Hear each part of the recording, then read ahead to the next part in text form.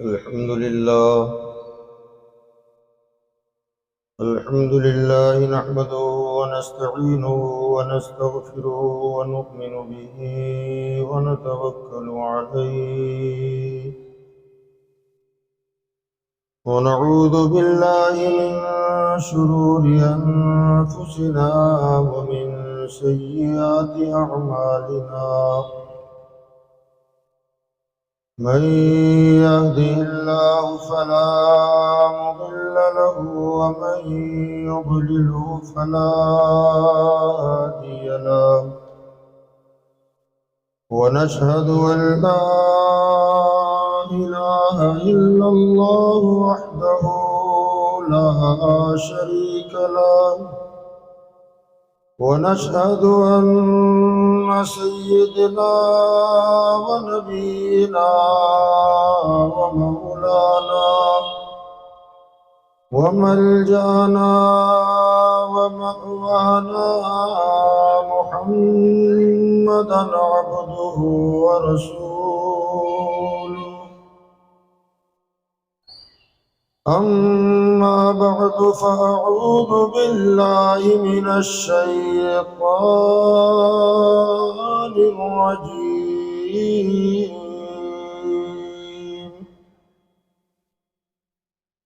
بسم الله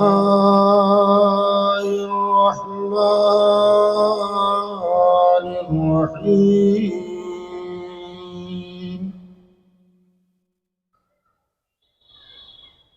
وذكرهم بأيام الله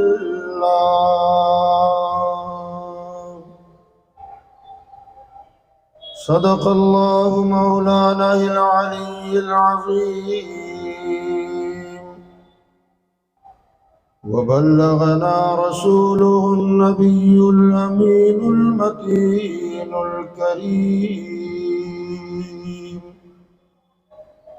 ونحن على ذلك لمن الشاهدين والشاكرين والحمد لله رب العالمين.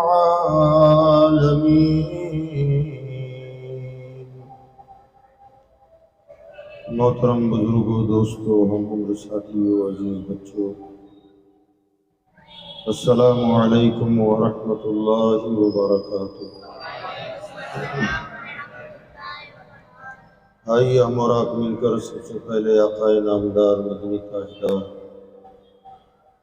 انیس بے کساں چارہ ساز درد منداں سیاح اعلیٰ مقام جناب احمد مصطفیٰ و محمد مصطفیٰ صلی اللہ تعالی علیہ وآلہ وسلم کی بارگاہ بے کس پناہ میں اپنی غلامی کا ثبوت دیتے ہوئے بلند آواز سے درود شریف کا نذرانہ پیش کریں. اللہم صلی علی سیدنا و نبینا و مولانا محمد وعلی آلہ و اصحابہ وبارک وسلم. صلاۃ و سلام علیک یا سیدی یا رسول اللہ صلی اللہ تعالی علیہ وسلم. حضرات گرامی، جیسے کہ گزشتہ کل آپ لوگوں نے سماعت کیا تھا کہ خانوادہ اہل بیت کا لٹا پٹا قافلہ دربار یزید میں پہنچا.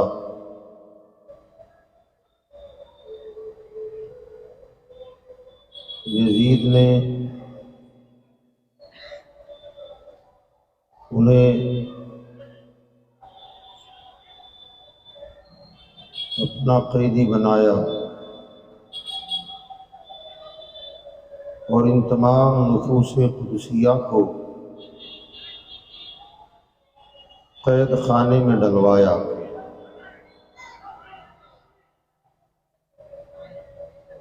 اسی قید خانے میں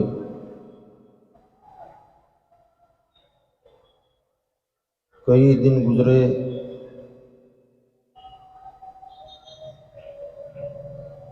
حضرت سیدنا امام زین العابدین رضی اللہ تعالیٰ عنہ نے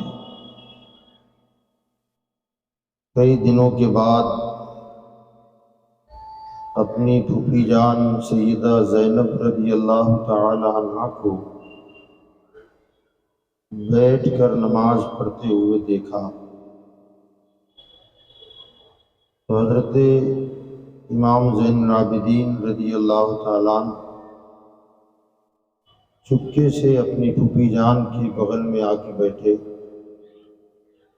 جب پھوپھی جان نماز سے فارغ ہوئی تو امام زین العابدین رضی اللہ تعالیٰ عنہ نے اپنی پھوپھی سے پوچھا کہ پھوپھی جان، میں نے جب سے ہوش سنبھالا ہے کبھی آپ کو بیٹھ کر نماز پڑھتے ہوئے نہیں دیکھا،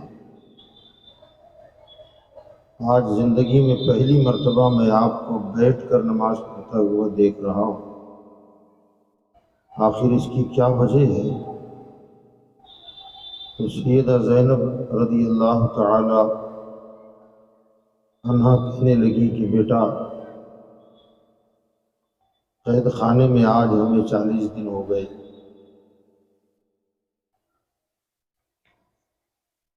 ہمیں کھانا اتنا کم بھیجا جاتا ہے کہ میرے بچوں کا پیٹ ہی بمشکل بھر پاتا ہے، میں سارا کھانا اپنے بچوں کو کھلا دیتی ہوں، 40 دن ہو گئے میں نے آج تک ایک لقمہ بھی اناج کا نہیں کھایا، جب تک میرے جسم میں طاقت تھی میں کھڑی ہو کر نماز پڑھتی تھی، لیکن اب کھڑے ہونے کی سخت نہیں ہے تو میں بیٹھ کے نماز پڑھ رہی ہوں۔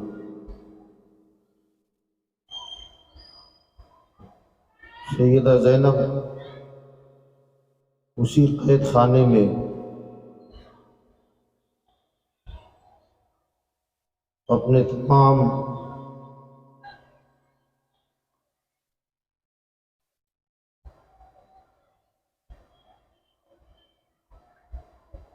ساتھی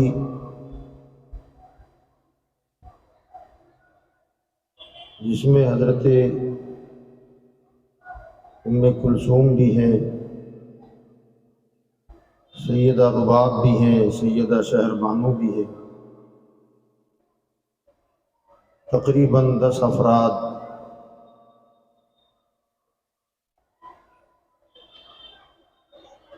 سیدہ سکینہ رضی اللہ تعالیٰ عنہ مسلسل اپنی پھوپھی جان سے کہتی رہتی تھی کہ پھوپھی جان، آخر وہ کب وقت آئے گا کہ ہم لوگ اپنے گھر پہنچیں گے؟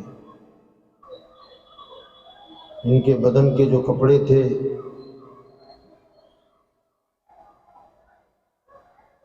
جگہ جگہ پر خون کے دھبے لگے ہوئے، حالت بڑی نازک ترین تھی۔ سیدہ سکینہ رضی اللہ تعالیٰ عنہ کبھی اپنے بابا کے حوالے سے سوال کرتی، کبھی اپنے بھائیوں کے حوالے سے سوال کر ڈالتی، کبھی اپنے چاچاؤں کے حوالے سے سوال کر ڈالتی۔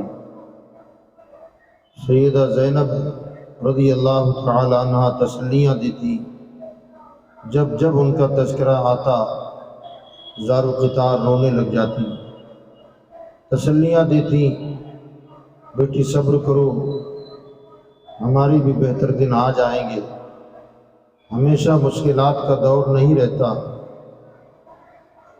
مشکلات کٹ جاتی ہیں، پریشانیاں چھٹ جاتی ہیں۔ ایک مرتبہ کوئی شخص اس قید خانے کے قریب سے گزر رہا تھا، اس نے اندر سسکیوں کی آواز سنی، وہاں رک گیا، پھوپھی اور بھتیجے کی آواز، بھتیجی کی آواز کان لگا کے اس نے سنا، اسے لگا کہ ان قیدیوں پر بہت زیادہ ظلم ہو رہا ہے، کھانا بھی بھر پیٹ نہیں دیا جا رہا ہے، لہذا وہ شخص اپنے گھر گیا اور جا کر اپنی بیوی سے کہنے لگا کہ خاتون، ہر جمعرات کو تو کھانا بنا کر جو لوگوں میں کھلاتی ہے، میرا مشورہ ہے کہ اب آج جو تو کھانا بنائے گی، یہ کھانا محلے کے لوگوں میں تقسیم کرنے کے بجائے یزید کے قید خانے میں کچھ قیدی میں نے دیکھے ہیں، مجھے ان پر بڑا ترس آیا کہ انہیں بھر پیٹ کھانا نہیں دیا جا رہا ہے، کیا یہ بہتر نہیں ہوگا جو ہر جمعرات کو تم کھانا بناتی ہو، یہ کھانا انہیں پیش کیا جائے؟ اس خاتون نے کہا کہ ہاں، میں ضرور پیش کروں گی۔ وہ کھانا لے کر بنا کر قید خانے پہنچی، سلاخوں کے پیچھے یہ قیدی تھے، زمانے نے دور نے قیدی بنایا تھا، ورنہ وہ کیا قیدی تھے، ان کے نانا نے تو زندگی دنیا بھر کے قیدیوں کو اپنے دامن میں چھپا لیا تھا، اور قیامت کے دن بھی ساری امت انہی کے دامن میں پناہ لینے والی ہے۔ اللہ ہمیں ان کے دامن کی پناہ نصیب فرمائے۔ اعلیٰ حضرت فرماتے ہیں، چور حاکم سے چھپا کرتے ہیں یا اس کے خلاف، چور حاکم سے چھپا کرتے ہیں یا اس کے خلاف، تیرے دامن میں چھپے چور انوکھا تیرا۔ بہرحال وہ خاتون آئی، سلاخیں لگی ہوئی تھیں، کھانا کا پتیلا لے کر وہاں آ کے بیٹھی۔ اس وقت سیدہ زینب کی گود میں سر رکھ کر سیدہ سکینہ لیٹی ہوئی تھی۔ اس خاتون نے سیدہ زینب کی طرف دیکھا اور کہا، خاتون، میں کچھ کھانا لے کے آئی ہوں، آپ بھی کھائیں، اپنے بچوں کو کھلائیں۔ کھانے کا نام سنتے ہی سیدہ سکینہ کی آنکھ کھل گئی، آنکھیں کھول کے ایک نظر کھانے کی طرف دیکھا، پھر ایک نظر پھوپھی کی طرف دیکھ رہی ہے۔ کھانا لانے والی خاتون کہتی ہے، بچی، یہ کھانا میں تمہارے لیے لے کے آئی ہوں۔ پھر اس کی طرف دیکھا، پھر پھوپھی کی طرف دیکھ رہی ہے۔ سیدہ زینب نے ارشاد فرمایا، خاتون، اللہ تیرا بھلا کرے، مگر ہم لوگ سادات ہیں، سید ہیں، اور پتہ نہیں تو کھانا کیسا لے کے آئی ہے، ہم صدقہ نہیں کھاتے۔ وہ خاتون کہنے لگی، معاذ اللہ، یہ صدقہ نہیں ہے، یہ خیرات نہیں ہے، یہ تو میرے آقا حسین کے نام کی نیاز دلاتی ہوں، ہر جمعرات کو ان کے نام کی نیاز دلا کر لوگوں میں بانٹتی ہوں اور ان کی سلامتی کے لیے دعا کرتی ہوں۔ کہا وجہ؟ تو کہا میری زندگی ہی ان کی امانت ہے، ورنہ میں تو دنیا سے رخصت ہو چکی تھی، آج جو میں صحیح سلامت ہوں میرے آقا حسین ہی کی برکتوں اور ان کی عنایتوں کا صدقہ ہے۔ سیدہ زینب کی آنکھ میں آنسو آیا، کہا خاتون ذرا کھل کے بتا، کہنا کیا چاہتی ہے؟ تو وہ خاتون کہنے لگی، میں بہت چھوٹی بچی تھی، میرے ماں باپ کی میں اکلوتی اولاد تھی، بچپن میں میں بیمار ہو گئی، علاج کروایا گیا مگر مرض بڑھتا چلا گیا، بیماری اتنی بڑھ گئی کہ طبیبوں نے منع کر دیا، ڈاکٹروں نے میری زندگی کی ضمانت کا انکار کر دیا کہ یہ بچی زندہ نہیں رہے گی۔ میرے ماں باپ کے لیے میں اکلوتی اولاد تھی، میرے والد جب علاج کر کر کے تھک گئے تو مجھے گود میں لے کر جناب مصطفیٰ کے دربار میں حاضر ہو گئے۔ سرکار مدینہ صلی اللہ علیہ وسلم کی بارگاہ میں جا کر میرے والد نے مجھے زمین پر ڈال دیا اور رو رو کر عرض کرنے لگے، یا رسول اللہ، ایک ہی اولاد اللہ نے عطا فرمائی، وہ بھی آپ کی دعاؤں کا صلہ ہے۔ سرکار یہ بیمار ہے، میں علاج کر کر کے تھک گیا ہوں، سرکار میں اس کی زندگی کی بھیک آپ سے مانگتا ہوں، بس مجھے اور کچھ نہیں چاہیے۔ رونے لگا۔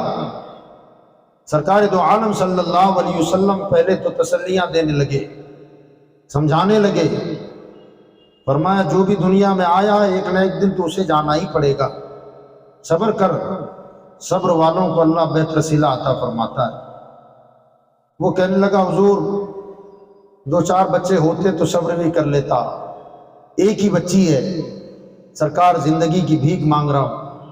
اس کا تڑپنا بلکنا میرے مصطفیٰ نے دیکھا۔ وہ عورت کہہ رہی ہے کہ میں اٹھنے بیٹھنے کی طاقت نہیں رکھتی تھی، میں لیٹی ہوئی تھی، اتنے میں نے دیکھا کہ میرے مصطفیٰ کمرے کا اندر کا پردہ ہٹا اور ایک چھوٹا سا بچہ باہر نکلا۔ جیسے ہی وہ بچہ باہر نکلا تو میرے حضور نے اس بچے کو دیکھا اور فرمایا بیٹا حسین یہ بہت رو رہا ہے، اس بچی کے لیے دعا کر دے۔ کہتے میرا حسین آیا اور میرے سر پہ ہاتھ رکھا اور کچھ پڑھنے لگے۔ ان کا پڑھنا تھا، وہ پڑھ رہے تھے اور مجھے ایسا لگ رہا تھا کہ میرے بدن کی بیماری بھاگ رہی ہے، مجھے شفا مل رہی ہے، توانائی آنے لگی، طاقت آنے لگی، قوت بدن میں آئی۔ چند لمحوں چند منٹوں کے بعد حالت یہ ہوئی کہ میں خود سے اٹھ کے بیٹھ گئی اور خود سے میں چل کر بابا کی انگلی پکڑ کے اپنے گھر آئی۔ میرے بابا نے مجھے وصیت کر دیا تھا کہ بیٹا جب تک زندہ رہنا ہمیشہ کچھ نہ کچھ نیاز حسین کے نام کی دلا دینا، اور جب جب حسین کے نام کی نیاز دلانا تو حسین کی سلامتی کے لیے دعا کرنا کہ خاتون یہ صدقہ اور خیرات نہیں ہے، میرے حسین کے نام کی نیاز ہے۔ اتنا سننا تھا کہ سیدہ زینب کی چیخ نکل گئی کہ خاتون اب حسین کی سلامتی کی دعا نہ کرنا۔ کہا کیوں؟ تو کہا یزیدیوں نے اسے قتل کر دیا ہے، سر یہاں کاٹ کے لائے ہیں، اور یہ جو بچی ہے یہ حسین کی بچی ہے، یہ لڑکا حسین کا لڑکا ہے، اور میں حسین کی دکھیاری بہن ہوں۔ وہ عورت بھی رونے لگ گئی۔ معزز اسلامی بھائیوں، سیدہ زینب اور ان کا لٹا پٹا خاندان کئی دنوں تک اس قید و بند کی مشقتیں برداشت کرتا رہا، لیکن دھیرے دھیرے اس طرح باتیں عام ہونے لگی کہ یزید کے قید خانے میں کوئی عام قیدی نہیں ہے، وہ تو ساری دنیا کے شہنشاہ کی اولاد ہے، امام الانبیاء کے پوتے پوتیاں ہیں، ان کے نواسے نواسیاں ہیں۔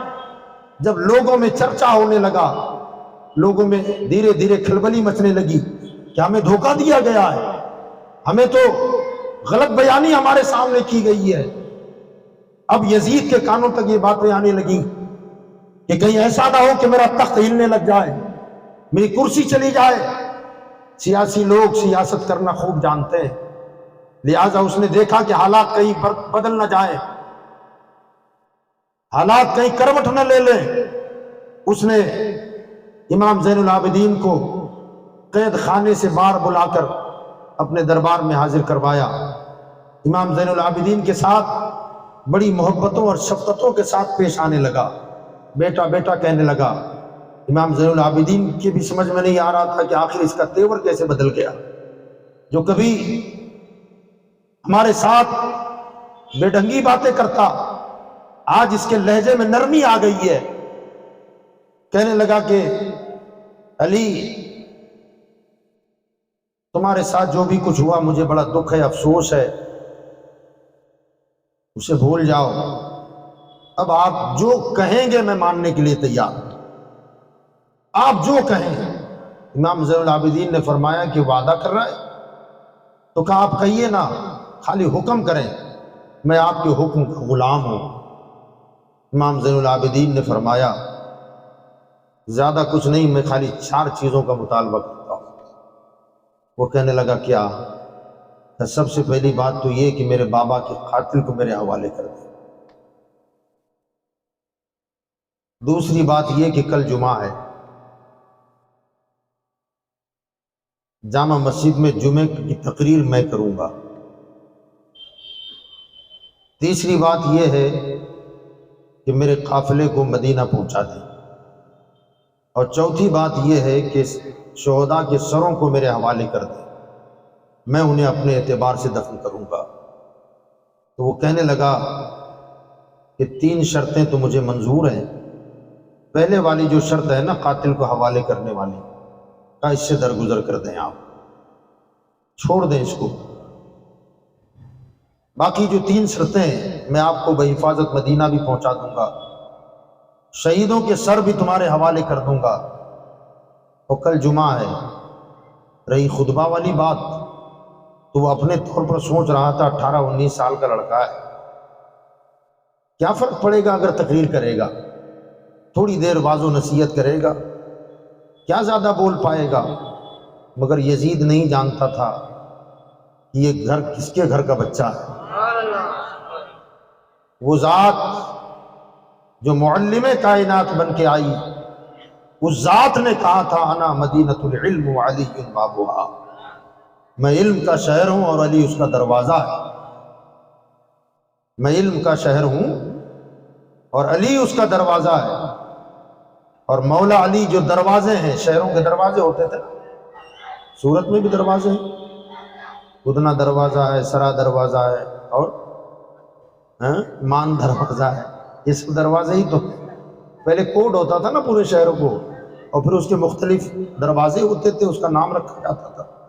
بہرحال وہ جو دروازے ہوتے ہیں، یاد رکھیے گا شرعی اعتبار سے شہر، فقہاء کرام نے اس پر بحث کی ہے کہ شہر کسے کہتے ہیں۔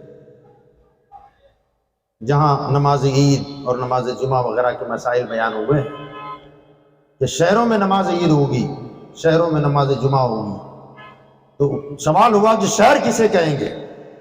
فرمایا شہر اسے کہتے ہیں جہاں لوگوں کی ضرورت، ہر ضرورت کی چیز مل جائے، لوگوں کے ضرورت کی ہر چیز جہاں ملے، کہیں باہر جانے کی ضرورت نہ پڑے، اسے شہر کہتے ہیں۔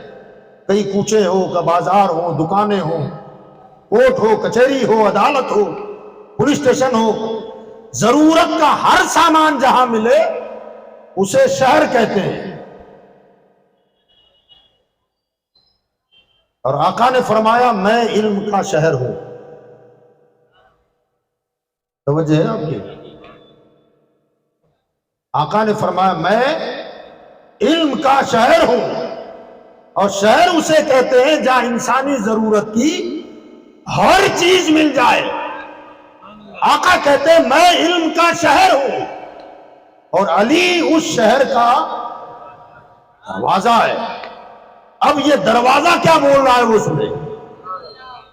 علی المرتضیٰ فرماتے ہیں لوگوں پوچھو مجھ سے کیا پوچھنا چاہتے ہو، سوال کرو یا کھڑے کھڑے قیامت تک کی خبر دے دوں گا۔ پوچھو مجھ سے کیا پوچھنا چاہتے ہو۔ حضرت سیدنا سعید ابن مسیب فرماتے ہیں کہ میں نے اپنی زندگی میں کسی صحابی کو اتنا بڑا دعویٰ کرتے ہوئے سنا ہی نہیں ہے جتنا بڑا دعویٰ علی المرتضیٰ فرماتے تھے کہ مجھ سے پوچھو کیا پوچھنا چاہتے ہو۔ پتا چلا ہر ضرورت کی چیز جب دروازے پر ہے تو پھر شہر مصطفیٰ کا عالم کیا ہوگا۔ ارے جس شہر کا دروازہ ایسا ہو، سوال کرو، مانگو، سوال کرو۔ کسی نے پوچھا تھا علی دعویٰ بہت بڑا کر دیتے ہو کہ جو سوال کرنا ہے کر ڈالو، اس کا ریزن کیا ہے، اس کا سبب کیا ہے؟ تو میرے علی نے فرمایا تھا لوگوں میرے آقا صلی اللہ علیہ وسلم کا جب وصال ہوا تھا نا، وصال کے بعد ہم 3 لوگوں نے مل کر میرے مصطفیٰ کو غسل دیا تھا، اور غسل کے بعد جب سرکار مدینہ صلی اللہ علیہ وسلم کے جسم کو سوکھے کپڑے سے ہم نے پوچھا تھا، صاف کیا تھا، خشک کیا تھا، تو میرے آقا صلی اللہ علیہ وسلم کی ناف میں کچھ پانی کے قطرے رہ گئے تھے۔ میری نظر اس پر پڑی تھی اور میری محبت نے غلبہ کیا، عشق نے جوش مارا، میں نے کپڑے سے صاف کرنے کے بجائے اپنا منہ وہاں لگا دیا اور زبان سے اس پانی کو پی لیا تھا، چوس لیا تھا۔ اس کے بعد سے میرا سینہ ایسا کھلا کہ دنیا ہو یا آخرت ہو، زمین ہو، آسمان ہو یا عرش ہو یا عرش سے پرے ہو، ساری کائنات میری نگاہوں کے سامنے آ گئی ہے۔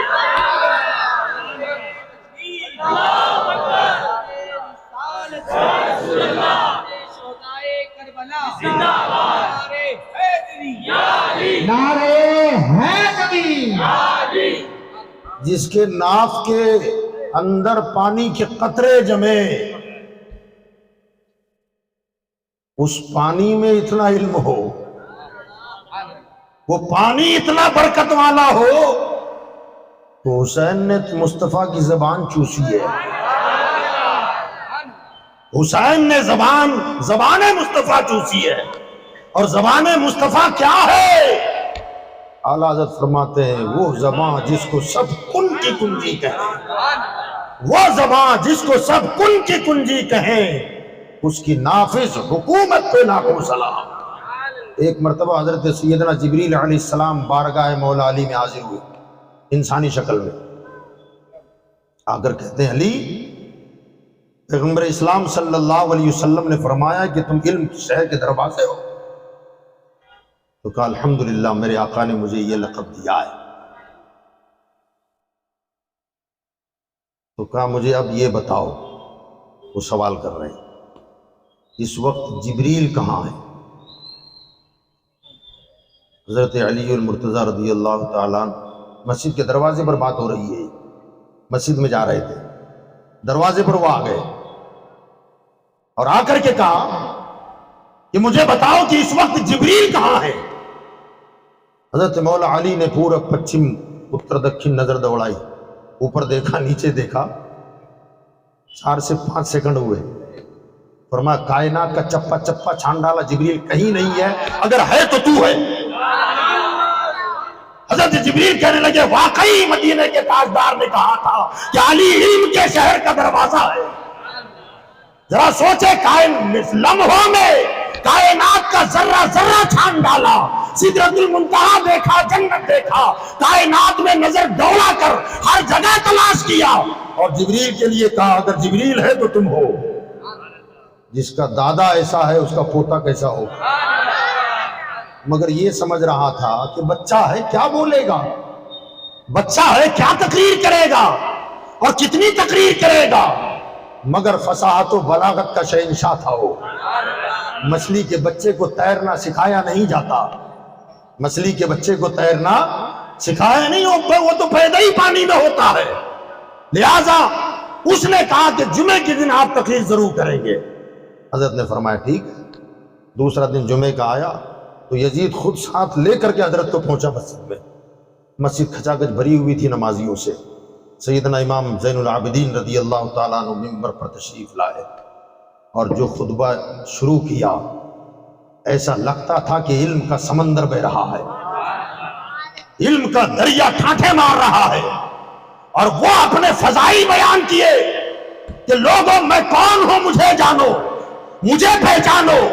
کہ میں امام حسین کا بیٹا، اور حسین وہ جو علی المرتضی کا بیٹا ہے۔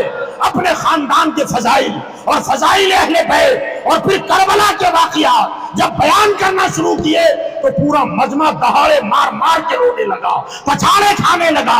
یزید گھبرا گیا کہ یہ لڑکے کو میں نے بچہ سمجھا تھا، مگر یہ تو آج ہی میرا تخت پلٹ کے رکھ دے گا، سارا الٹ پلٹ کر کے رکھ دے گا۔ مؤذن کو اشارہ کر دیا اذان دے دے ورنہ میری حکومت گئی۔ جیسے اشارہ ہوا تو مؤذن نے اذان دینا شروع کیا۔ امام زین العابدین چپ ہوئے۔ جیسے ہی اشہد ان محمد الرسول اللہ پر پہنچا مؤذن تو سرکار امام زین العابدین نے فرمایا اسی محمد کا واسطہ، کہ چپ کر، اپنی تقریر پوری کرنے دے، اپنی گفتگو پوری کرنے دے۔ یزید کھڑا ہو گیا، کہا حضور بس کر دے، ٹائم ہو گیا ہے، نماز کا وقت ہو گیا ہے۔ بہرحال نماز ہو گئی، مگر اور کچھ دیر بولتے نا تو سننے والوں کا بیان ہے کہ یزید کا تخت اسی دن پلٹ دیا جاتا۔ وہ گفتگو آپ نے فرمائی، اس کے بعد اس مردود نے کافی کچھ تحائف بھی ان کو دیے، کپڑے بھی بنائے، بڑے زیورات سے بھی نوازا، پیسہ بھی دیا۔ بعض لوگوں نے انہی باتوں کو لیا ہے، کتابوں میں ہے، تاریخ میں ہے، بہت کچھ تحفے ہدیے دیے، نذرانے دیے، کپڑے بنائے، سخاوت کا مظاہرہ کیا۔ مگر کیا آپ کو لگتا ہے کہ یہ سب محبت میں ہوا؟ بعض لوگ سمجھتے ہیں کہ محبت نہیں ہوتی تو اتنا کیوں دیتا؟ نہ، یہ تو کرسی بچانا تھی، کرسی بچانے کے لیے کروڑوں چلے جاتے ہیں، یہ اس کا ایک طریقہ تھا۔ لہذا حضرت سیدنا نعمان ابن بشیر صحابی رسول ہیں، ان کی نگرانی میں تقریباً 30 سپاہیوں کو دے کر اس قافلے کو مدینہ کے لیے روانہ کیا، شہداء کے سروں کو ان کے حوالے کیا۔ بعض روایتوں میں آیا ہے کہ یہ لوگ جب نکلے تو امام زین العابدین کے پاس حضرت سیدنا نعمان ابن بشیر آئے اور کہنے لگے، حضور اب تک جو بھی کچھ آپ کے ساتھ ہوا وہ ہم نے دیکھا، مگر اب یہ مت سمجھنا کہ یزید کی فوج کی نگرانی میں آپ جا رہے ہیں، کہ ان کا سپہ سالار میں ہوں اور میں آپ کا غلام ہوں، جو حکم ہوگا میں بجا لاؤں گا، جہاں رکنے کا کہو گے رک جاؤں گا، جب چلنے کا کہو گے چلوں گا، اپنی مرضی نہیں ہوگی، آپ کی مرضی چلے گی۔ حضرت نے فرمایا کربلا ہو کے چلو۔ وہاں سے وہ قافلہ کربلا آیا تو وہاں پر شہدائے کربلا کے مزارات بن چکے تھے۔ دریائے فرات کے کنارے ایک قصبہ تھا، غاسریہ اس کا نام تھا، یزیدیوں نے اپنے فوجیوں کے لاشوں کو دفنا چکے تھے، مگر ان شہیدوں کی لاشیں ایسے ہی بے گور و کفن پڑی تھی۔ وہ لوگ آئے اور آ کر کے ان کی جنازے کی نماز ادا کی۔ زیادہ تر شہداء کو ایک ہی قبر میں دفنایا اور سیدنا امام علی مقام کا الگ مقبرہ بنایا، قبر تیار کی۔ وہاں یہ لوگ آئے، وہاں جب یہ پہنچے تو وہ غاسریہ کے لوگ آئے ہوئے تھے اور آ کر کے ان ائمہ اہل بیت کے نام کی فاتحہ دلا کر نیاز ہو رہی تھی، اس میں یہ شامل ہوئے، وہاں قیام کیا۔ پھر وہاں سے یہ لوگ مدینہ منورہ کے لیے روانہ ہوئے۔ مدینہ شہر میں ان کے جانے سے پہلے یہ خبر پہنچ چکی تھی کہ کربلا میں ایسا حادثہ ہو گیا ہے، لوگ ان کے منتظر تھے۔ جب یہ قافلہ شہر مدینہ میں داخل ہوا تو تقریباً تمام مدینے کے افراد، بوڑھے، بچے، جوان، مرد، سب کے سب اپنے گھروں سے نکل آئیں، زار و قطار رو رہے تھے، گویا قیامت صغریٰ قائم ہو چکی تھی۔ مدینہ منورہ میں وہ حال تھا کہ ایک بھی بندہ ایسا نہیں تھا جس کی آنکھ میں آنسو نہیں تھا، بلبلا نہ رہے ہوں، اس لیے کہ یہ قافلہ جب مدینہ سے گیا تھا تو ہرا بھرا تھا، پورا قافلہ بھرا ہوا تھا، مگر واپس آئے تو چند نفوس قدسیہ پر مشتمل تھا، سب کچھ لٹا چکے تھے، جوان، بوڑھے، بچے، سب کچھ قربان ہو چکے تھے۔ یہ قافلہ سیدھے روضہ رسول پر پہنچتا ہے۔ روضہ رسول پر جانے کے بعد امام زین العابدین بھی اپنے صبر، اپنے درد کو ضبط کیے ہوئے تھے، اب تک وہ پیمانہ چھلکا نہیں تھا۔ حضرت زینب بھی چپ چاپ تھی، مگر جیسے ہی قبر رسول پر نظر پڑتی ہے وہ پیمانہ صبر چھلک جاتا ہے، اتنا پھوٹ کے روئے، اتنا روئے کہ پورا مدینہ ان کے رونے کو دیکھ کر چیخے مارنے لگا، اور پھر انہوں نے کربلا کے سارے واقعات جو آنکھوں دیکھے تھے بیان کرنا شروع کر دیا۔ نانا آپ کے نواسے کے ساتھ کیا کیا ہوا، نانا وہ حسین جس کی انگلی پکڑ کر آپ مدینہ میں ٹہلا کرتے تھے، نانا وہ حسین جب آپ نماز پڑھتے تھے تو آپ کی پشت پر سوار ہوتا تھا، آپ اسے کاندھے پر بٹھا کر مدینہ کی گلیوں میں گھوما کرتے تھے، نماز عید کے لیے اپنے کاندھے پر بٹھا کر نماز عید ادا کرنے کے لیے لے جاتے تھے، آپ کے سینے پر چڑھ جاتا تھا، کبھی آپ کے داڑھی میں ہاتھ ڈالتا تھا، آپ اپنی زبان اس کے منہ میں دیا کرتے تھے، اس کے گردن پہ چھریاں چلائی گئی، خنجر چلائے گئے، تیروں سے زخمی کیا گیا، اس کے ساتھ یہ سلوک ہوا، اس کے بدن کے کپڑے اتارے گئے۔ یہ ساری رودات قبر رسول پر بیان ہو رہی ہے۔ حضرات گرامی، جو سنتا تھا دہاڑے مار مار کے روتا تھا۔ جب باہر والوں کا یہ حال ہے تو خود قبر رسول میں میرے مصطفیٰ کا کیا حال ہوا ہوگا؟ عزیزان ملت اسلامیہ، حضرت سیدنا امام زین العابدین رضی اللہ تبارک و تعالی عنہ نے ساری روداد کربلا مزار مصطفیٰ پر بیان کر دی، اور اس کے بعد یہ افراد اپنے اپنے گھروں کو چلے آئے، مگر ان کے آنے کے بعد وہ انقلاب برپا ہوا کہ مدینہ والوں نے یزید کی بیعت توڑ دی۔ پہلے بیعت کر چکے تھے، مگر جب یہ سنا اور یہ معاملہ ہوا اور یہ قافلہ آیا تو ان سب لوگوں نے اعلان کر دیا کہ ہم نے جو یزید کے ہاتھ پر بیعت کی تھی ہم اسے توڑ رہے ہیں، وہ ہمارا بادشاہ نہیں، امیر نہیں۔ مکہ والوں نے بھی اعلان کر دیا۔ مکہ میں حضرت عبداللہ ابن زبیر رہتے تھے، حضرت سیدنا عبداللہ ابن زبیر، ان کی سرکردگی میں پورا مکہ آ گیا۔ مکے والے کہنے لگے حضور آپ ہاتھ بڑھائیں، ہم بیعت کر لیں گے، ہمیں یزید کی کوئی پرواہ نہیں ہے، جو ہوگا دیکھا جائے گا۔ اب چونکہ وقت گزر رہا تھا اور پھر اس کی لاٹھی بھی برسنے والی تھی، آواز نہیں ہوتی لاٹھی میں، رسی میں ڈھیل دیتا ہے، مگر جب کھینچتا ہے تو زمینیں کھینچی جاتی ہے، سر چھپانے کی جگہ نہیں ملتی۔ ادھر مکہ مدینہ اور تقریباً پورا حجاز صوبہ ہے، پورا حجاز مقدس اس کی بیعت سے نکل چکا۔ یزید کو جب اطلاع ملی بوکھلا گیا کہ دھیرے دھیرے یہ خبر عام ہوگی تو پوری دنیا اسلام میری بیعت توڑ کر کے آزاد ہو جائے گی، پھر کسی کو اپنا خلیفہ بنا دیا جائے گا، میرا تخت چلا جائے گا۔ جس تخت و تاج کے لیے میں نے رسول اللہ کے خاندان کو اجاڑ دیا ہے اب وہی معاملہ ہوگا تو اب میرا کیا بنے گا؟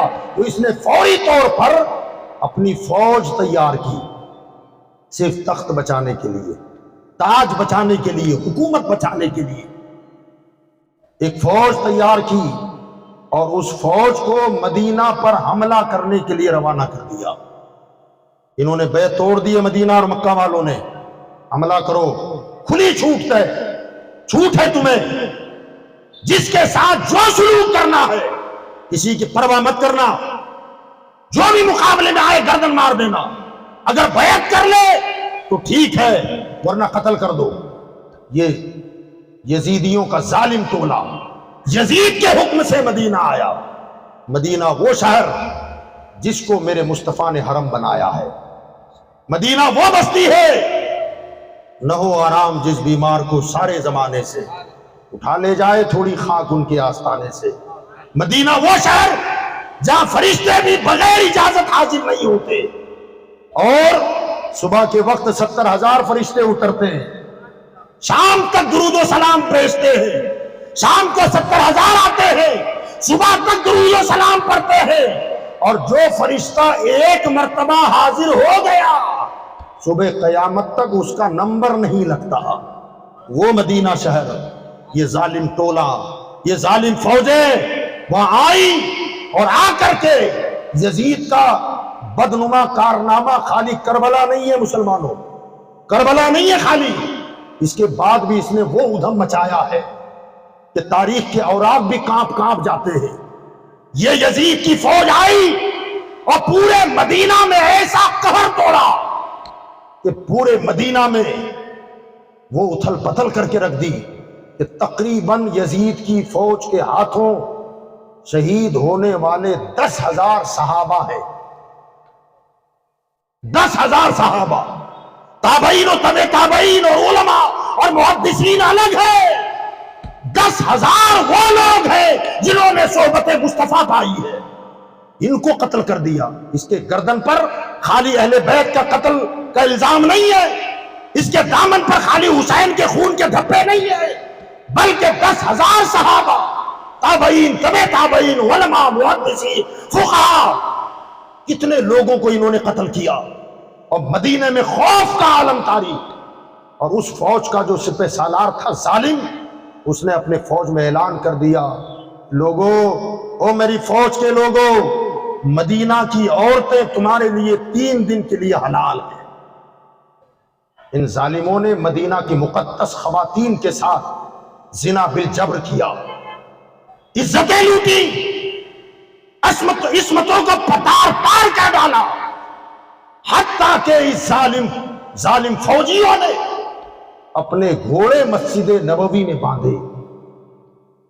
مسجد نبوی شریف کے ممبر پر گھوڑوں کی لید اور پیشاب پڑا رہا۔ وہ مسجد جہاں ایک نماز کا ثواب 50,000 نمازوں کے برابر، وہ مسجد مبارک جہاں حضور کے قدم نہیں، اس زمین نے مصطفیٰ کی پیشانی چومی ہے، لاکھوں مرتبہ چومی ہے، وہ صحابہ کی عبادت گاہ رہ چکی ہے، اسی زمین پر جنت کی کیاری ہے، منبر مصطفیٰ ہے، وہاں پر ان ظالموں نے اپنے گھوڑے باندھے۔ حضرت سیدنا سعید ابن مسیب جلیل القدر تابعی ہیں، جب مدینہ میں قتل عام ہونے لگا تو یہ خود فرماتے ہیں کہ اس کی ظالم فوجیوں نے مجھے بھی پکڑا، لیکن جیسے ہی مجھے پکڑا تو میں نے پاگل جیسی حرکتیں شروع کر دی، دیوانہ پن ظاہر کیا، تو مجھے یزید کی فوجیوں نے پاگل سمجھ کے چھوڑ دیا، یہ پاگل ہے، اسے نہ خلافت کا مسئلہ معلوم ہے، نہ بیعت کا مسئلہ معلوم ہے، نہ بیعت توڑنے کے بارے میں کچھ جانتا ہے، یہ پاگل ہے، پاگل سمجھ کے چھوڑا۔ حضرت سعید فرماتے ہیں جیسے مجھے انہوں نے چھوڑا تو میں سیدھے مسجد نبوی میں چلا گیا۔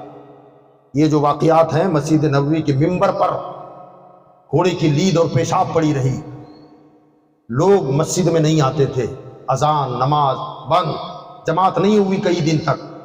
حضرت سیدنا سعید ابن مسیب رضی اللہ تعالیٰ عنہ فرماتے ہیں کہ جب سارے مدینہ کو لوٹ لیا، قتل عام کیا، اور اس کے بعد یہ ٹولہ یزید کی فوج مدینہ سے پھر انہوں نے مکہ کا رخ کیا۔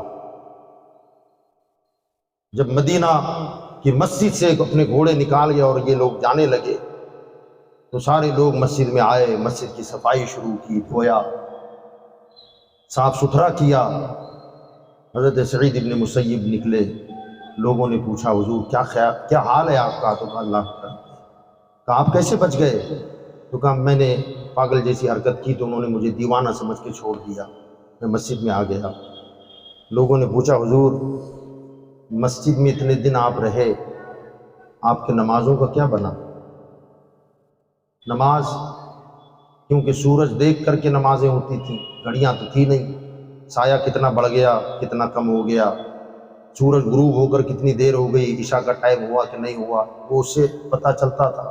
کہا آپ تو اندر ہی بیٹھے رہے، کہا نمازوں کا کیا بنا؟ تو فرمایا الحمدللہ، نماز نہ صرف یہ کہ وقت پر ہوئی بلکہ جماعت کے ساتھ ہوئی۔ لوگوں نے کہا حضور اکیلے تھے، جماعت سے کیسی، اور ٹائم کا پتہ کیسے چلتا تھا؟ تو فرمایا پتہ میں سورج دیکھ کے، آسمان دیکھ کے نہیں لگاتا تھا، میں تو یہیں بیٹھا تھا، مگر میرے مصطفیٰ کے روضے سے اذان کی آواز آتی تھی، میں سمجھ جاتا کہ فجر کا وقت ہو چکا ہے، میں تیاری کر لیتا اور جہاں بیٹھا تھا وہاں آ کر کے بیٹھ جاتا، سنت پڑھ لیتا۔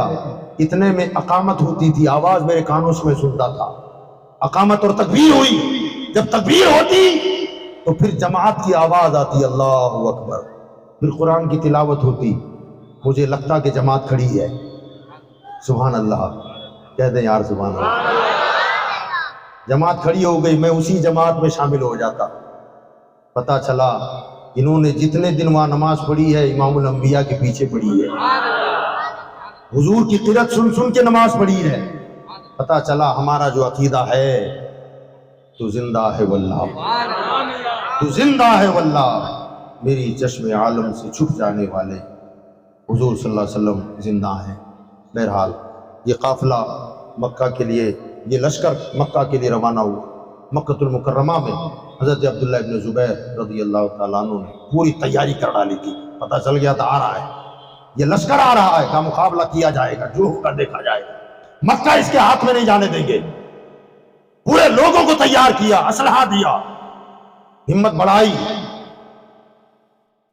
مکہ والوں نے سیدنا عبداللہ ابن زبیر کی سرکردگی میں ایسا مقابلہ کیا کہ یزیدیوں کو مکہ شہر میں داخل ہونے نہیں دیا۔ یہ باری بار شہر کا محاصرہ انہوں نے کیا۔ اب دیکھا کہ عبداللہ ابن زبیر اپنے ساتھیوں کے ساتھ ڈٹے ہوئے ہیں اور یہاں یزید کا قبضہ ہونے سے رہا، ان ظالموں نے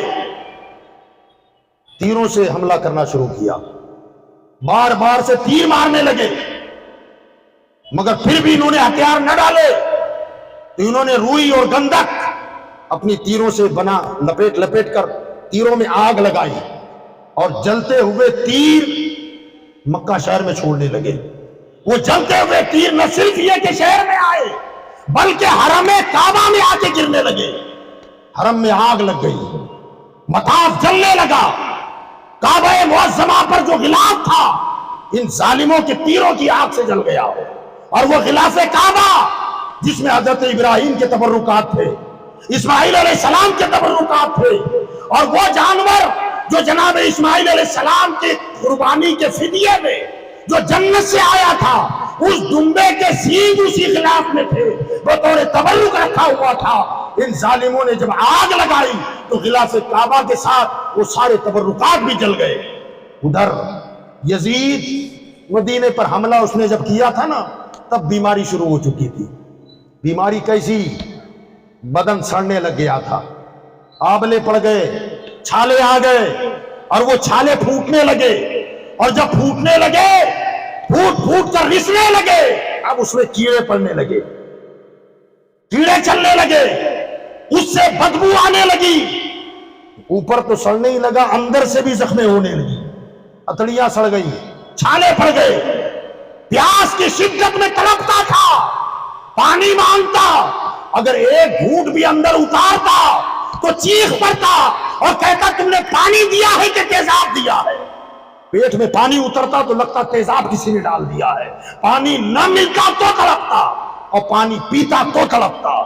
امام حسین کی پیاس کا صلہ دیا جا رہا ہے، علی اصغر کی پیاس کا صلہ دیا جا رہا ہے، علی اکبر کو پیاسا رکھا تھا اس کا صلہ دیا جا رہا ہے، وہ تڑپتا رہا، اور اس کے جسم سے وہ بدبو نکلتی تھی کہ اس کے کمرے میں آنا لوگوں نے بند کر دیا تھا، دور ہی سے کچھ نہ کچھ مدد ہوتی تھی، یہاں تک کہ اس نے جب مکہ پہ حملہ کیا تھا اس وقت اس کی طبیعت زیادہ بگڑ گئی، تو اس کے جو حوالی موالی تھے وہ کہنے لگے کہ امیر المومنین ایسا لگتا ہے کہ اب تم اس سے جانبر نہ ہو سکو گے، موت آ جائے گی، تمہیں چاہیے کہ کوئی نہ کوئی اپنا جانشین بنا دیں، اپنا خلیفہ مقرر کر دیں، آپ اپنے تخت پر کسے بٹھاؤ گے؟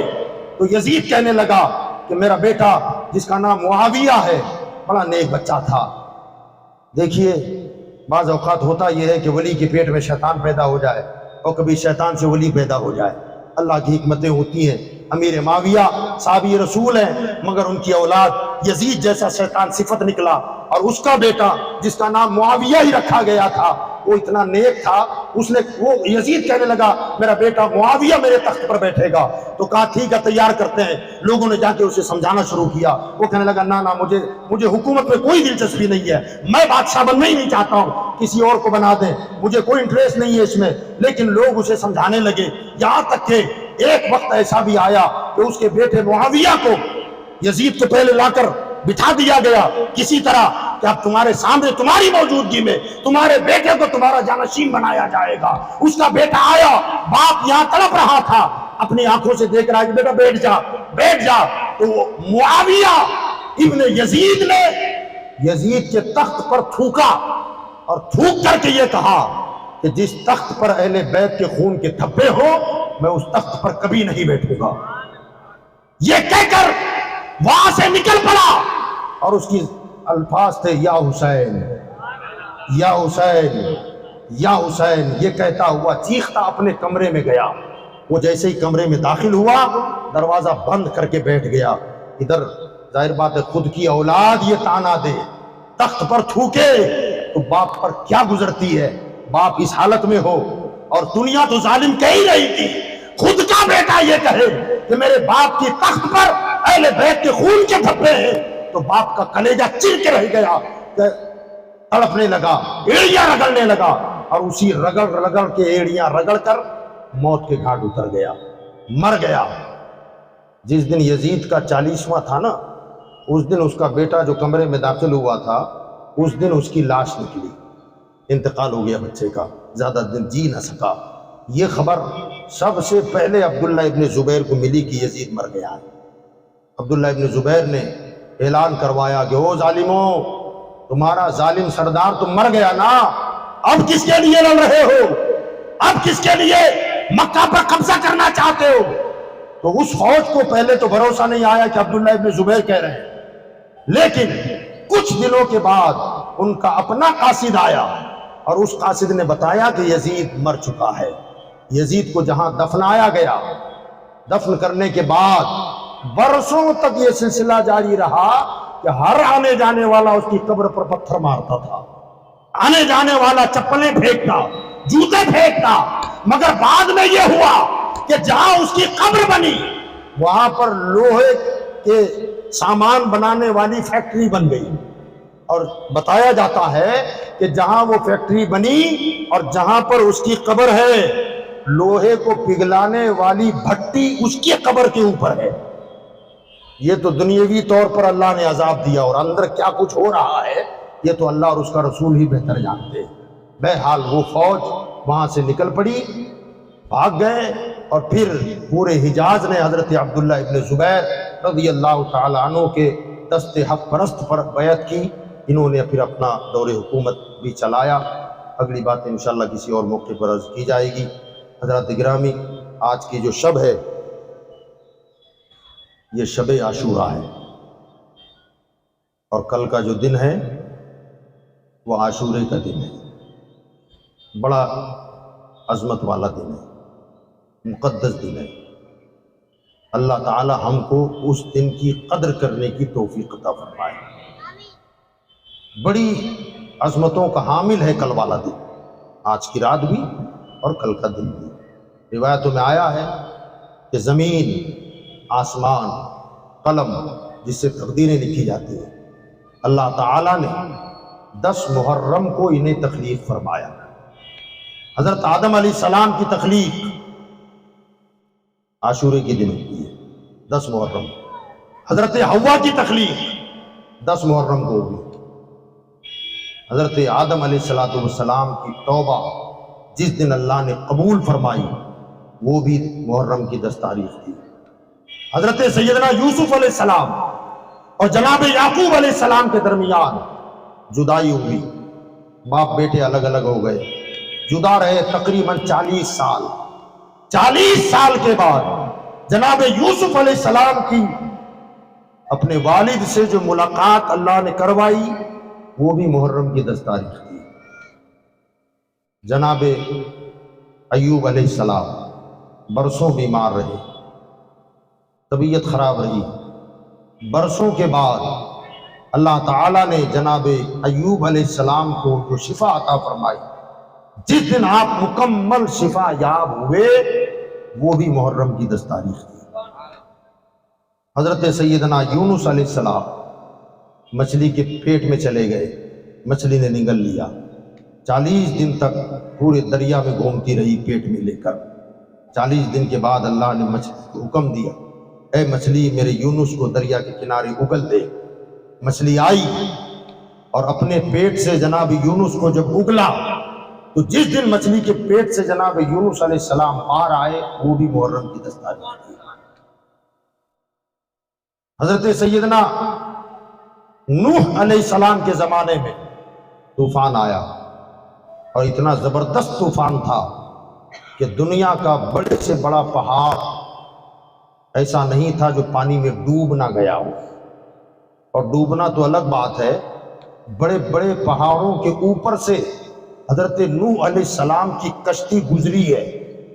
ظاہر بات ہے کشتی کو گزرنے کے لیے پانی بہت زیادہ چاہیے، اور نوح علیہ السلام کی کشتی کوئی چھوٹی کشتی نہیں تھی، وہ کشتی 3 منزلہ تھی، اور وہ کشتی کا اندازہ آپ یوں بھی لگا سکتے ہیں کہ وہ کشتی کتنی بڑی ہوگی۔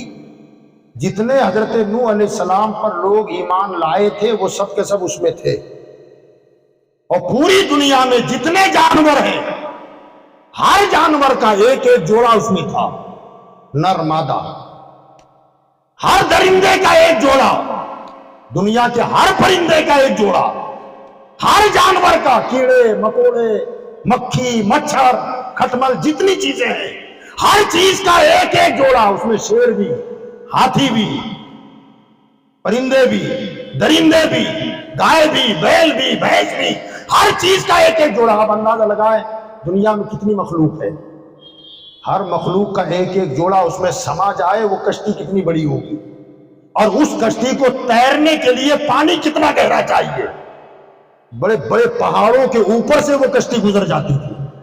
ذرا سوچو پانی میں کتنا، دنیا میں پانی ہوگا، کیسا زبردست سیلاب ہوگا، وہ کیسا طوفان۔ فرماتے ہیں کہ تقریباً 6 مہینے تک حضرت نوح علیہ السلام کی کشتی پوری دنیا میں گھومتی رہی، پوری دنیا میں سیر کرتی رہی۔ 6 مہینے کے بعد جودی پہاڑ، اللہ نے حکم دیا، پانی اللہ کے حکم سے کم ہونے لگا، تو 6 مہینے کے بعد وہ کشتی جودی پہاڑ پر آ کے ٹکی۔ تو جس دن وہ کشتی پانی سے زمین پر پہاڑ کے اوپر ٹکی ہے اور یہ لوگ کشتی سے زمین پر اترے ہیں، وہ بھی محرم کی 10 تاریخ تھی۔ اور یہاں ایک بات اور عرض کر دوں میں، اتنے سارے لوگوں کو لے کے چڑھے تھے کشتی میں، ظاہر بات ہے پہلے سے پتا تھا کہ طوفان آنے والا ہے، اللہ نے حکم دیا تھا کشتی بناؤ، انہوں نے بنایا، اور جب طوفان آنے والا تھا تو لوگوں کو سوار کرنے لگے، جانوروں کو سوار کرنے لگے۔ لوگوں سے فرمایا بھائی اپنا کھانا پانی ساتھ میں لے لینا، پتہ نہیں یہ کب تک چلے گا۔ سب نے راشن بھر لیا، اسی کشتی میں کھانے پکتے تھے اور لوگ کھاتے تھے، یہ سارا مسئلہ چلتا رہا۔ جس دن جودی پہاڑ پر آ کر وہ کشتی ٹکی ہے تو وہ تاریخ بولیے سب 10 محرم تھی۔ لوگ کہنے لگے حضور اب اللہ کا شکر ہے کہ آج ہم کشتی سے نیچے اترے ہیں۔ حضرت نے فرمایا بھائی کھانا وانا بھی بناؤ کچھ۔ لوگ کہنے لگے حضور اب تو راشن ہی ختم ہو گیا ہمارے پاس کا۔ تو کہا نہیں یہ سب ختم ہو گیا؟ تو کہا بالکل کچھ نہیں اب۔ تو حضرت نے فرمایا کہ اپنا اپنا راشن تم نے جہاں رکھا تھا، جن تھیلوں میں، جن بوریوں میں، جن تھیلیوں میں، کہا اسے نکالو، کہا کچھ نہ کچھ تو ہوگا۔ اب سب جو اپنا اپنا راشن لے کے چڑھے تھے تو انہوں نے اپنے اپنے تھیلے تھیلیاں نکالنا شروع کیا۔ تو کسی میں 2 کلو گیہوں، 10 کلو چاول، 5 کلو دال، ارہر کی دال، تور دال، مسور دال، چنا دال، یہ اناج، کچھ جوار، کچھ جو، کچھ گیہوں، کچھ چاول، تھوڑا تھوڑا تھوڑا تھوڑا 2-5 کلو نکلنے لگا۔ تو کہا حضور یہ 5 کلو چاول ہے، یہ 10 کلو ہیں، یہ دونوں ملا کر بھی سب کا کھانا نہیں ہو سکے گا۔ تو حضرت نے فرمایا سب کو ملاؤ نا، ناظر ہے نا آپ کا، فرمایا سب ملا کر کے ایک کھانا بنا دو۔ تو وہ سارا کھانا ملایا، اناج ملایا گیا، اور پھر وہ کھانا تیار ہوا۔ کیا بنا؟ بولیے۔ یہ سب سے پہلی ڈش ہے دنیا کی۔ اس سے پہلے کھچڑا کیا ہے کسی کو معلوم ہی نہیں تھا۔ یہ سب سے پہلی ڈش کا تھوڑا تھوڑا تھوڑا تھوڑا اناج کا ملا کر کے بنا دو۔ اب جب ملا کر کے بنایا تو سب سے پہلی پلیٹ حضرت نوح علیہ السلام کے پاس لے گئے کہ حضور یہ نیا کھانا بن گیا ہے۔ تو حضرت نے اسے چکھا تو اتنا لذیذ تھا، حضرت نوح علیہ السلام نے فرمایا سبحان اللہ کیا بہترین غذا ہے، سبحان اللہ کیا بہترین غذا ہے۔ پتا چلا کھچڑا حضرت اللہ کے پیغمبر کی سنت ہے، اور کھچڑا اللہ کے پیغمبر نے پسند کیا ہے۔ اب اگر کوئی کھچڑے کا مذاق اڑائے تو کان کھول کے سن لے، پیغمبر کی سنت کا مذاق اڑانا کفر ہے۔ اپنے علماء سے پوچھ لینا، پیغمبر کی سنت کا اگر کوئی مذاق اڑائے تو پیغمبر کی سنت کا ٹھٹا کرنا، مذاق اڑانا، یہ کفر ہے۔ اور یہ کھچڑا ایک پیغمبر نے بنوایا تھا، اور سب سے پہلے ایک پیغمبر نے کھایا ہے، اور کھا کر ناپسند نہیں کیا، اللہ کی تعریف کی ہے کہ سبحان اللہ کتنی اچھی غذا ہے۔ اللہ کا شکر ہے کہ اللہ نے وہ کھانا سنیوں کے مقدر میں رکھا ہے۔ اور کھچڑا تو ایسے ہی گھر میں بن جائے تو ٹیسٹی ہوتا ہے کہ نہیں ہوتا؟ ہوتا کہ نہیں ہوتا؟ ہاں، ایسے ہی بن جائے تو بڑا لذیذ ہوتا ہے، اور پھر حسین کے نام کا ہو تو، کربلا والوں کے نام کا ہو تو پھر کہنے کیا ہے؟ جس پر نام حسین کا آ گیا تو میاں وہاں تو زہر بھی شربت بن جاتا ہے۔ تو یہ تو کھچڑا ہے، اس کا کہنا ہی کیا؟ ذرا کھا کے تو دیکھے نا ایمانداری کے ساتھ، محبت سے کھا کے دیکھو نا، پھر کھچڑے کا کمال دیکھے۔ بہرحال حضرت نوح علیہ السلام کی کشتی جودی پہاڑ پر جس دن ٹکی تھی، وہ تاریخ محرم کی 10 تاریخ تھی، اور کھانا بھی بنا تھا اسی دن بنا ہوگا نا کھانا، کہ دوسرے دن بنایا تھا؟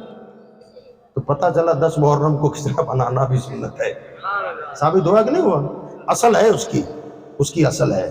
کوئی یہ نہ کہے کہ بھئی یہ سنیوں کے باپ داداؤں نے نکالا ہے اور چل پڑا ہے، نہ ہم نے نہیں نکالا ہے، اس کی اصل وہاں سے ملتی ہے۔ الحمدللہ یہ پیغمبر کا طریقہ ہے، پیغمبر نے کھایا بھی اور پیغمبر نے پسند بھی فرمایا ہے۔ اللہ تعالیٰ نیاز حسین ہمیں کرنے کی بھی، کھانے کی بھی، کھلانے کی بھی توفیق عطا فرمائے۔ حضور صلی اللہ تعالی علیہ وسلم مکہ سے ہجرت کر کے مدینہ آئے۔ مدینہ منورہ آنے کے بعد آپ نے دیکھا کہ مدینہ کے یہودی روزہ رکھے ہوئے۔ سرکار نے پوچھا کہ آج تمہارا روزہ کیسا ہے؟ وہ تاریخ تھی 10 محرم کی۔ تو ان یہودیوں نے کہا تھا کہ آج کا دن وہ دن ہے وَإِذْ فَرَقْنَا بِكُمُ الْبَحْرَ فَأَنْجَيْنَاكُمْ وَأَغْرَقْنَا آلَ فِرْعَوْنَ وَأَنْتُمْ تَنْظُرُونَ۔ کہتا ہے کہ فرعون نے اور فرعونیوں نے جناب موسیٰ اور جناب موسیٰ کی قوم پر بڑا ظلم ڈھایا، اتنا ظلم کیا، ایسی بربریت۔ قرآن کہتا ہے وَإِذْ نَجَّيْنَاكُمْ مِنْ آلِ فِرْعَوْنَ يَسُومُونَكُمْ سُوءَ الْعَذَابِ يُذَبِّحُونَ أَبْنَاءَكُمْ وَيَسْتَحْيُونَ نِسَاءَكُمْ وَفِي ذَلِكُمْ بَلَاءٌ مِّن رَّبِّكُمْ عَظِيمٌ۔ فرمایا یاد کرو جب تمہارے رب نے تمہیں فرعون سے نجات عطا فرمائی، وہ کون سی مصیبت تھی، کیسا عذاب؟ فرمایا اس وقت وہ تمہارے بیٹوں کو ذبح کرتے تھے اور بیٹیوں کو زندہ چھوڑ دیتے تھے۔ اتنا ظلم حضرت موسیٰ کی قوم پر کہ جب بچے پیدا ہوتے تو یہ فرعون اور فرعون کا لشکر یہ دیکھتا کہ بچہ پیدا ہوا ہے، بیٹا ہے کہ بیٹی؟ بیٹا ہے تو کاٹ دو، بیٹی ہے تو زندہ رکھو۔ ایمانداری سے بولو، جس قوم کے مرد ہی ختم ہو جائے، خالی عورتیں رہیں، تو ان کی عزت سلامت رہے گی، ان کی عصمت سلامت رہے گی؟ کتنی ذلت کی بات! قرآن کہہ رہا ہے کہ ایسا دور آیا کہ تمہارے بیٹوں کو ذبح کرتا، بیٹیوں کو زندہ چھوڑ دیتا۔ اللہ نے تمہیں اس سے نجات عطا فرمائی۔ اللہ نے جناب موسیٰ علیہ السلام کو حکم دیا کہ اپنی قوم کو لے کر مصر سے ملک شام کے لیے جائیں۔ آپ اپنی قوم کو رات کے وقت لے کے نکلے۔ ادھر فرعون کو پتا چلا تو فرعون پورا لشکر لے کر جناب موسیٰ اور ان کی قوم کا پیچھا کرنے لگا گھوڑوں پر۔ اب یہ جب آگے بڑھے تو سامنے دریا تھا، پیچھے پلٹ کے دیکھا تو فرعون کا لشکر تھا۔ حضرت موسیٰ کی قوم کہنے لگی حضور اب تو مر گئے، آگے بھی موت ہے اور پیچھے بھی موت ہے، آگے دریا ہے، اگر رکے تو فرعون کی فوج ہمیں مار ڈالے گی، دریا میں کودے تو ڈوب کے مر جائیں گے، اب کیا ہوگا؟ حضرت موسیٰ نے فرمایا ڈرو مت، اللہ ہمارے ساتھ ہے۔ اللہ تعالیٰ نے حضرت موسیٰ سے فرمایا کہ موسیٰ اپنی لاٹھی اس سمندر پہ دریا پر مارو۔ حضرت موسیٰ نے جیسے ہی لاٹھی پانی پر ماری، قرآن کہتا ہے وَإِذْ فَرَقْنَا بِكُمُ الْبَحْرَ، بحر کہتے ہیں سمندر کو، سمندر پھٹ گیا، دریا پھٹا اور دریا میں راستے نکل آئے۔ فَأَنْجَيْنَاكُمْ، پھر تمہیں نجات عطا فرمائی، راستے نکل آئے۔ راستے کیسے نکل آئے؟ دریا پر پل نہیں بنا، بلکہ علماء فرماتے ہیں وَإِذْ فَرَقْنَا بِكُمُ الْبَحْرَ کی تفسیر میں کہ روڈ پانی اپنی جگہ پر جم گیا اور جم کے پانی کی دیواریں بن گئی، اور سمندر کے نیچے والا جو حصہ تھا ظاہر بات ہے دلدل ہوگا، سیکنڈوں میں سوکھ کر سخت ہو گیا، گھوڑے دوڑانے کے قابل ہو گیا اور پانی کی دیواریں ایسی جم گئی. جب یہ لشکر کتنے 12 راستے بنے تھے، اس میں بھی 12 راستے سمندر میں بنے. اب وہ اس دیوار پر کہ ادھر، وہ اس دیوار کی ادھر، وہ اس دیوار کی ادھر. ان کی قوم کہنے لگی موسیٰ ہم تو اتنے ساتھ میں ہیں مگر باقیوں کا کیا بنا، باقیوں کا کیا بنا، باقیوں کا کیا بنا. حضرت موسیٰ کو پریشان کر ڈالا پوچھ پوچھ کے. اللہ تعالیٰ نے فرمایا موسیٰ اپنی لاٹھی ایک مرتبہ اس پانی کی دیوار پہ لگا دو. آپ نے جیسے پانی کی دیوار پہ مارا تو ہر دیوار میں کھڑکی بن گئی اور ساری کھڑکیاں بن گئی. یہ ادھر والے ادھر والوں سے بات کر رہے ہیں، ادھر والے ادھر والوں سے بات کر رہے ہیں. جب یہ اس کنارے پر پہنچے تو ادھر سے فرعون کا لشکر آیا. دیکھا کہ اب ان کو گرفتار کرنا ہے، کہ جیسے یہ جا رہے راستے پر اپنے بھی گھوڑے ڈال دو. یہ اس کنارے پر پہنچے اور فرعون کا لشکر بیچوں بیچ دریا میں آیا. اللہ نے پانی کو حکم دیا کہ جاری ہو جا، وہ جاری ہو گیا. بکم البحر فانجیناکم واغرقنا آل فرعون وانتم تنظرون. تمہاری نظروں کے سامنے ہم نے فرعون اور فرعونیوں کو دریا میں غرق کر دیا ہے. اللہ فرماتا. تو یہودیوں نے یہ کہا کہ یہ جس دن فرعون اور فرعونی ڈوبے، موسیٰ اور ان کی قوم نجات پائی، وہ دن بھی محرم کا 10 تاریخ تھا.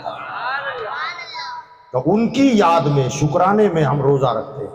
تو حضور نے فرمایا کہ تم سے زیادہ جناب موسیٰ کو ماننے والے ہم ہیں، انشاءاللہ اب ہم بھی روزہ رکھیں گے. دوسرا محرم آیا تو حضور نے روزہ رکھا، صحابہ نے روزہ رکھ لیا. حضرت موسیٰ علیہ السلام کے ہم ماننے والے ہیں، روزہ رکھا. وہ رمضان جب وہ محرم جب گزر گیا، عبداللہ ابن عباس فرماتے ہیں کہ ہم چند صحابہ حضور کے پاس آئے اور آ کر کے کہا کہ یا رسول اللہ صلی اللہ علیہ وسلم، یہ روزہ جو محرم کا ہم رکھ رہے ہیں تو یہودی اور عیسائی بھی رکھ رہے ہیں. تو کہا ہاں. کہا یا رسول اللہ کیا مناسب نہیں ہوگا کہ کچھ فرق ہو جائے؟ توجہ رکھنا ذرا، تھوڑا سا کچھ تفریق ہو جائے نا، الگ ہو جائے کچھ. کہ وہ بھی ایک دن کا روزہ رکھتے ہیں، ہم بھی ایک دن کا روزہ رکھیں گے، تھوڑا سا ڈیفرنٹ ہونا چاہیے. تو حضور نے فرمایا کہ اگر آنے والے محرم تک میں تمہارے درمیان موجود رہا تو میں ایک نہیں 2 روزے رکھوں گا. حضور جانتے تھے کہ میں اب وہاں تک ان کے بیچ میں نہیں رہوں گا، اس سے پہلے ہی سرکار کا وصال ہو گیا. فقہا فرماتے ہیں کہ حضور صلی اللہ علیہ وسلم نے فرمایا تھا کہ اگر میں اس وقت تک رہوں گا تو 2 رکھوں گا. فقہا فرماتے ہیں کہ ماہ محرم کا 2 روزہ رکھنا حضور کی سنت ہے، 2 روزے رکھے گئے. کل کا جو دن ہے، نوجوانوں، عزیز بچوں، بزرگوں، کل کا دن کتنا عظمت والا دن، مبارک دن ہے. کل کا دن عبادت کرنے کا دن ہے، توبہ و استغفار کا دن ہے، تسبیح و تہلیل کا دن ہے، قرآن کی تلاوت کا دن ہے. ممکن ہو تو روزہ رکھیں، فرض نہیں ہے، مگر عبادت، تسبیح تہلیل تلاوت توبہ استغفار ضرور کریں. اللہ تعالیٰ اس مبارک دن کی برکتوں سے ہمیں مالا مال فرمائے. مگر افسوس کے ساتھ کہنا پڑتا ہے کہ اتنی عظمت والا دن مگر مسلمان قوم کیا کر رہی ہے، یہ ہمیں سوچنے کی ضرورت ہے. کل کا دن ناچنے گانے تماشے گڑپا کرنے کے لیے نہیں ہوتا، نہیں ہے. کل کا دن تو عبادت کا دن ہے، تلاوت کا دن ہے، رونے دھونے اور بلک کر اپنی گناہوں سے معافی مانگنے کا دن ہے. مگر مرد عورتیں سارے کے سارے روڈوں پر ناچ رہے ہیں، پانی پھینک رہے ہیں، یہ کر رہے ہیں، باجے بج رہے ہیں، ہو ہا ہڑکا. اللہ رحم فرمائے میرے بھائیوں. ایمانداری سے سوچو، ہمارا ایمان ہے حسین زندہ ہے، شہید زندہ ہوتا ہے، قرآن کا فیصلہ ہے. مگر پھر بھی سوچو ذرا یار، انسان ہونے کے ناطے سوچو. 3 دن تک جنہیں دانا پانی کے لیے ترسایا گیا، بچے بھوک سے بلبلانے لگے، پیاس سے حلق میں پپڑیاں جم گئی، اتنی بے دردی کے ساتھ انہیں قتل کیا گیا، ان کی لاشوں پر گھوڑے دوڑائے گئے. سچ بتاؤ ان کے دل پر کیا گزر رہی ہوگی. ہمارے گھر میں اگر ایک میت ہو اور ہمارا پڑوسی اگر باجے بجائے نا رات بھر، پوری زندگی اس کا چہرہ نہیں دیکھو گے آپ. ہوگا کہ نہیں ہوگا ایسا؟ بھئی میرے گھر میں میرے باپ کی میت ہے اور میرا پڑوسی رات بھر باجا بجائے، اس کا چہرہ دیکھوں گا میں زندگی بھر؟ کہ میرے باپ کی جس دن میت ہوئی تھی اس دن باجا بجا رہا تھا؟ میرے بھائیوں ذرا سوچو، ہمارے ہزاروں ماں باپ حسین کے قدموں پہ قربان ہیں، اس دن ان کے گھر میں کیا ہو رہا تھا؟ اور آج مسلمان کیا کر رہا ہے؟ خدا کے لیے وہ کام نہ کرے جس سے حسین ناراض ہو، حسین کو تکلیف ہو، حسین کے نانا کو تکلیف ہو۔ جو کر رہے ہیں اللہ ان کو سمجھ عطا فرمائے، مگر کم سے کم جتنا مجمع بیٹھا ہے، کیا میں آپ سے اتنی امید لگاؤں؟ کم سے کم کل آپ رکھے میں نہ جائیں، ناچنے بانے بجانے میں نہ جائیں، کم سے کم کل آپ قرآن کی تلاوت کرو گے، کچھ تسبیحات پڑھو گے، توبہ استغفار کرو گے، اور اگر یہ سب نہیں کرنا ہے تو کم سے کم اپنے گھر میں بیٹھ گیا، تماشا مت بناؤ اپنی قوم کا۔ یاد رکھیں، میں نے جتنی باتیں بتائی ہیں بہت لمبا وقت ہم نے لے لیا ہے، آپ لوگوں کی دعائیں کہ میرا آواز اتنا چل رہا ہے۔ میں روزانہ تین چار جگہ پر بول رہا ہوں، ہر سال دوائی پی کے میں اسٹیج پہ بولتا ہوں، مگر اللہ کا شکر ہے کربلا والوں کی نظر عنایت ہے، آپ لوگوں کی دعائیں ہیں، اللہ تعالیٰ سلامت رکھے۔ بتائیے رہا تھا کہ ذرا سوچیں آپ، کل کی تاریخ میں کیا کیا ہوا؟ حضرت ایوب علیہ السلام برسوں بیماری کے بعد جنہیں شفا ملی تو 10 محرم کو۔ مولا کیوں؟ کہ میرے بندو تم بھی اپنے بیماروں کے لیے کل دعا مانگ لینا، یہ دعا کا دن ہے یار۔ حضرت یونس علیہ السلام مچھلی کے پیٹ میں تھے، آزادی کب ملی؟ 10 محرم کو۔ فرمایا مصیبتوں نے ڈیرا ڈالا ہے، اگر مصیبتوں سے چھٹکارا چاہتے ہو تو 10 محرم کو چھٹکارے کی دعا مانگو، میں تمہیں ہر ظلم سے چھٹکارا دلا دوں گا، ہر مصیبت سے تمہیں آزادی مل جائے گی، دعا مانگو نا یار۔ کشتی دریا میں اور پانی میں تیرتی رہی، کب قرار ملا، کب سکون ملا؟ ہاں تمہاری کشتیاں ڈگمگ ڈگمگ کر رہی ہے، قرار چاہتے ہو تو کل دعا کر لینا، کشتیاں کنارے لگ جائے گی۔ لوگ ڈبانا چاہتے ہیں، غرق کرنا چاہتے ہیں، تم اپنی کشتی کو کنارے لگانا چاہتے ہو تو محرم تک 10 تاریخ کو دعا کرو، وہ دن وہ ہے کہ ہم نے نوح کی کشتی کو کنارہ دیا تھا، تمہاری کشتیاں بھی کنارے لگا دیں گے۔ کل کا دن اس لیے ہے میرے بھائی، میرے بزرگوں اور دوستوں، یاد رکھو اپنے وہ مظلوم بھائی جو بے گناہ قیدوں میں سڑ رہے ہیں، ان کی آزادی کے لیے دعا مانگو نا، وہ آزادی کے لیے دعا مانگو گے اللہ دعا سن لے گا۔ کل کا دن دعا کے لیے۔ حضرت آدم علیہ السلام کی توبہ کس دن قبول کی اللہ نے؟ مولا کیوں؟ فرمایا لوگو تمہارے بابا کی دعا بھی اور توبہ بھی ہم نے 10 محرم کو قبول کی ہے، تم بھی اپنے گناہ سے توبہ کرو، ہم 10 محرم کے صدقے تمہارے بھی گناہوں کو معاف کر دیں گے۔ یہ اس کے پیچھے ریزن ہے، مگر ہم سمجھتے نہیں، ہم تو ناچنے گانے تماشے اور پتہ نہیں کیا کیا کرنے میں لگے رہتے ہیں۔ اللہ کے بندو، یہ قوم ناچنے کے لیے پیدا ہی نہیں ہوئی ہے، ہم نے تو لوگوں کو دنیا کو جینے کا سلیقہ سکھایا ہے، اور وہی قوم جب ناچنے لگے اور یہ کہے کہ بھئی یہ خوشی کا دن ہے، میں تو کہتا ہوں یار ہمارے لیے کون سی خوشی کا دن ہے؟ جس کی لاشیں تڑپ رہی ہیں وہ کیا ناچے گا یار؟ ہاں ہماری قوم کا حال کیا ہے وہ ذرا دیکھیں۔ خدا کے لیے امید کرتا ہوں پورا مجمع ہاتھ اٹھا کر بولے کہ کل انشاءاللہ ہم کسی غلط کام میں نہیں جائیں گے، انشاءاللہ جتنا ہو سکے عبادت کریں، ولا والوں کے نام ثواب کریں، نماز پڑھیں، تلاوت کریں، ہو سکے تو روزہ رکھیں۔ اللہ پاک مجھے آپ سب کو کہنے سننے سے زیادہ عمل کی توفیق عطا فرمائے۔ تم علینا